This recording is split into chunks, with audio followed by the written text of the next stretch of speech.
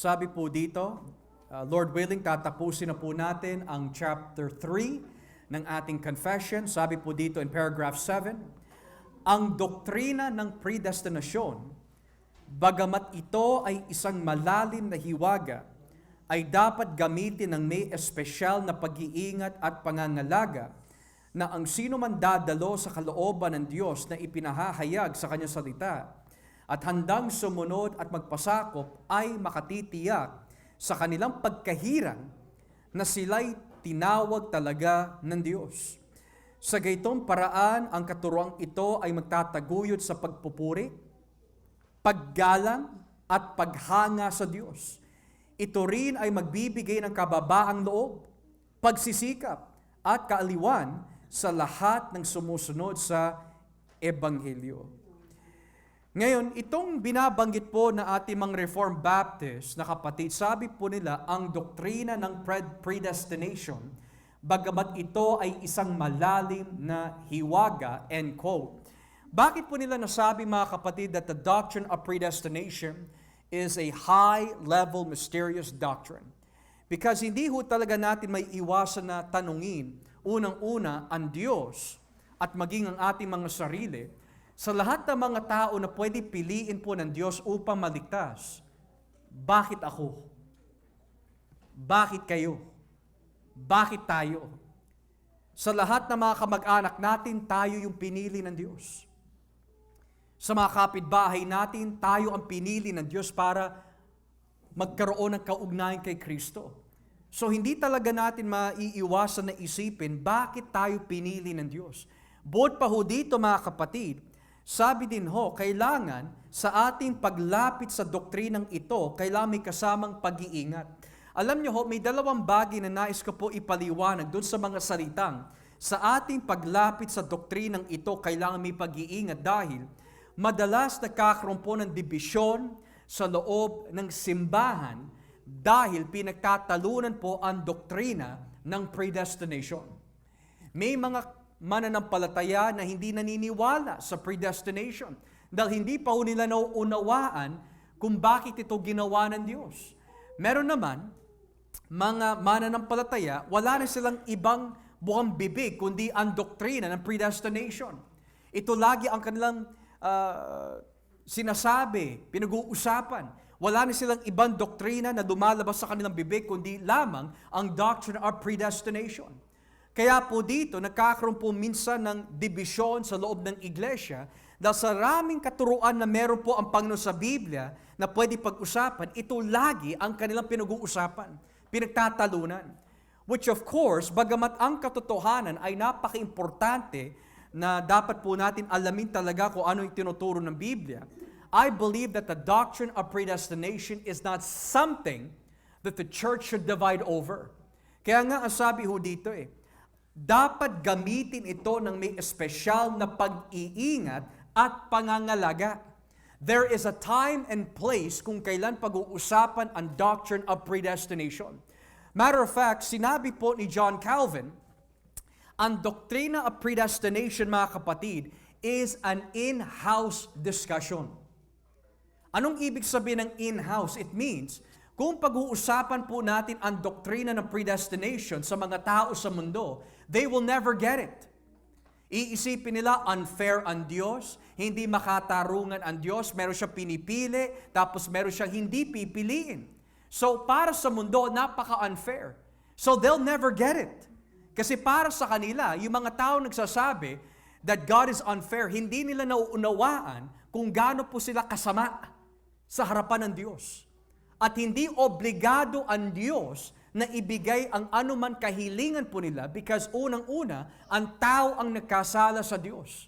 So hindi obligado ang Diyos na bigyan sila ng kaligtasan o piliin man sila. Yun ang hindi nila nauunawaan. Kaya nga sabi ho dito, bagamat ito ay isang malalim na hiwaga, ay dapat gamitin na may espesyal na pag-iingat at pangangalaga. So yun po ang unang rason kung bakit kapag pinasukan po natin ang doctrine of predestination, hindi dapat ito yung maging number one message ng mga Kristiyano. Pinili ako, ikaw hindi. Hindi ka pinili, ako naman ang pinili. Buti nga sa iyo. Hindi dapat ganun. But rather, number 2, sa ating paglapit sa doktrina ng pagpili po ng Diyos, ito po ay nagtuturo ho sa atin na mag-examine sa ating mga sarili kung tayo nga ay pinili ng Diyos. Kasi tignan niyo po nakalagay dito in paragraph 7, na ang sino mang dadalo sa kalooban ng Diyos na ipinahahayag sa kanyang salita at handang sumunod at magpasakop, ay makatitiyak sa kanilang pagkahirang na sila'y tinawag talaga ng Diyos. So bakit po itinuturo sa atin ng Panginoon ang doctrine of predestination? Hindi lamang para malaman natin na tinawag tayo ng Diyos at pinili tayo ng Diyos, pero makasiguro din po tayo na may katiyakan na talagang kasama tayo sa mga pinili. So ano po yung tinuturo ng Biblia patungkol po sa katiyakan na yan? Basahin po natin ang 2 Pedro, Kapitulo 1, 2 Peter chapter 1. Bakit itinuturo po ng predestination that we must examine ourselves kung tayo nga po ay pinili ng Diyos? Dahil ito ang nakalagay sa 2 Pedro 1, talatang Gs. 2 Peter chapter 1, beginning at verse 10. 2 Peter 1, verse 10. Kaya nga, minamahal kong mga kapatid kay Kristo, pagsikapan ninyong mapatunayan na mga tinawag nga kayo at pinili ng Diyos.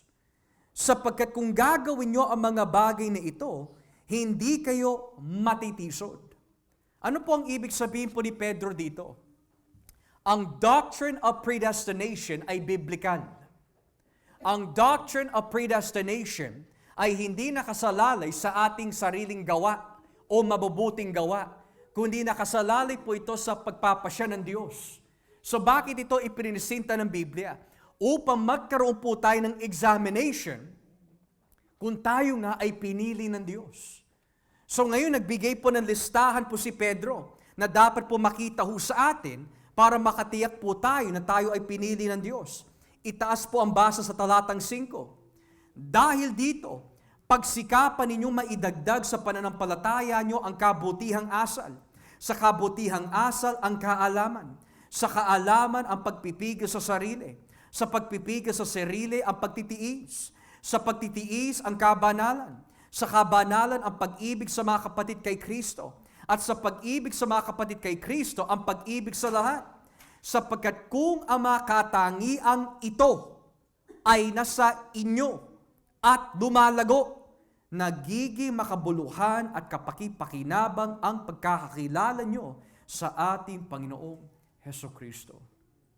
So kaya pala itinuturo po ng Biblia ang predestination para makita ho natin ang desisyon ng kaligtasan ay nagmumula sa Diyos. Pangalawa, ito ay nagbibigay po sa atin ng self-examination kung tayo po ay bahagi sa mga pinili ng Diyos. Pangalawa, ang rason kung bakit po itinuturo ang predestination, ayon po sa Biblia, ay para ho tayo ay mamangha at magbigay ng puri sa Panginoon. Basahin po natin ang Efeso Kapitulo 1. Ephesians chapter 1. Bakit po itinuturo ang predestination? Para mabigyan ang Panginoon ng kapurihan. Ephesians chapter 1, beginning at verses 3 to 6. Ephesians 1 verses 3 to 6.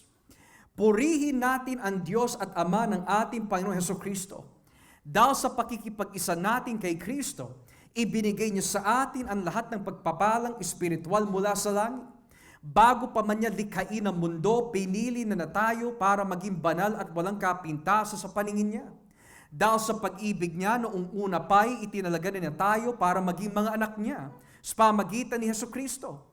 Ayon na rin ito sa kanyang layunin at kalooban.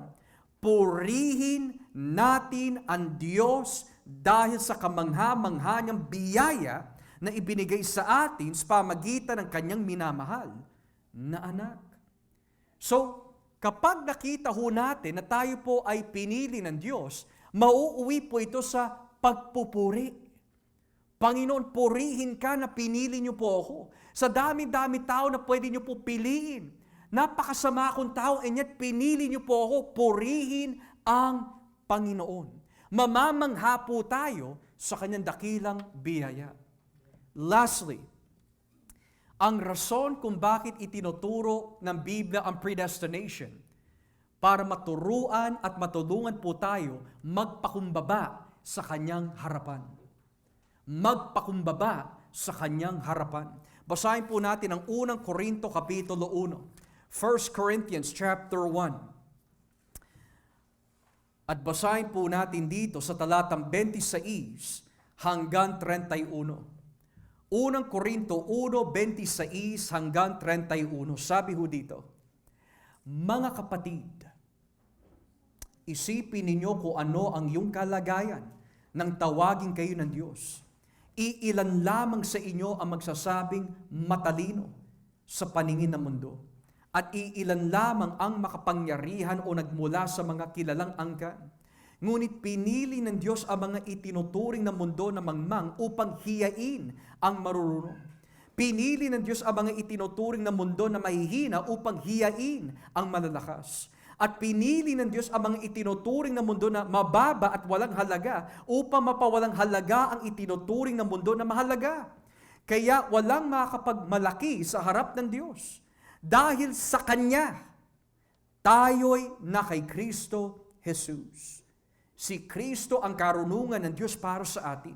Sa pamagitan niya, itinuring tayo ng Diyos na matuwid. Ibinukod para sa Kanya at tinubos sa ating mga kasalanan. Kaya gaya ng sinasabi sa kasulatan, ang gustong magmalaki, ipagmalaki lamang ang ginawa ng Diyos. Kasi mga kapatid, kung wala po ang aral ng predestination, sigurado ipagmamalaki po natin ang ating sarili. Dahil ako ang unang umibig, dahil ako ang sumampalataya, kaya ako'y na kay Kristo. Pero sabi nga ho, tayo'y na kay Kristo Jesus dahil sa Kanya. So ano po ang resulta ng predestination kapag ito'y itinuro? Tinuturuan tayo ng predestination, magpakumbaba sa Kanyang harapan. Tinuturuan tayo ng predestination na mag-ingat sa ating paggamit ng doktrinang ito, na hindi po ito yung ebanghelyo natin. Ito, masasabi po natin, bahagi sa paraan ng kaligtasan ng Diyos sa atin, pero hindi po ito yung pinaka-essential na doktrina ng Christian faith.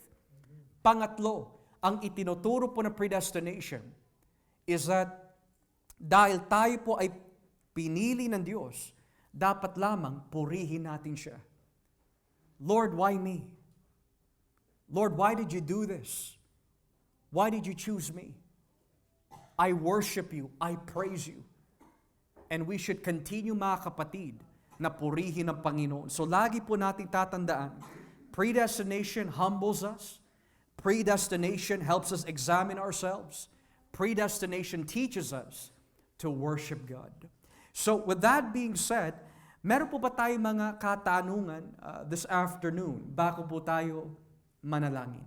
Are there any questions this afternoon sa ating napag-aralan? Any questions? Okay? Well, salamat po sa inyo mga kapatid. If there's no more questions, tayo na po ay manalangin na.